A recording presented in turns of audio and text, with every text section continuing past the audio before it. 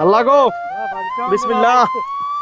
দর্শক, ইলিশ মাছ ধরতে জেলে ভাইদের সাথে আহ কঠিন কষ্ট রে ভাই। এই কষ্ট কারে কমু, কঠিন কষ্ট। এত ইলিশ মাছের এত অভিযান, এত ভরা মৌসুমও নদীতে ইলিশ মাছের দেখা নেই। আপনারা খালি বলেন যে ইলিশ মাছের দাম বেশি কেন, দেখেন ইলিশ মাছে নাই, ইলিশ মাছ দেখতেছি না। অথচ এই সিজনে, এই ইলিশ মাছের সিজনে জাল টানলেই মাছ আর মাছ, টানে টানে মাছ, যাকে যাকে মাছ।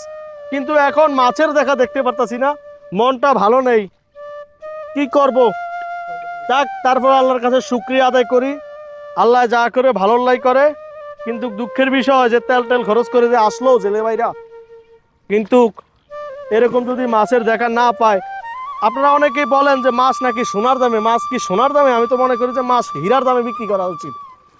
আপনারা কেউ মাইন্ড করেন না, আপনারা আমার উপর রাগ হইতে পারেন। সারা বিশ্বের মানুষ আমার ভিডিও দেখেন, সারা বিশ্বের যেখানে বাঙালি আছেন সবাই ভিডিও দেখেন। মাছ যদি নদীতে না থাকে, যে দেখেন কতক্ষণ পর্যন্ত জাল টানতেছে, মাছের দেখা নাই। আবার আপনারা বলতেছেন ইলিশ মাছের দাম এত বেশি কেন?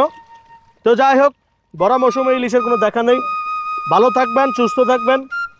সবসময় আপনাদের সাথে ইব্রাহিম ভাই আছি।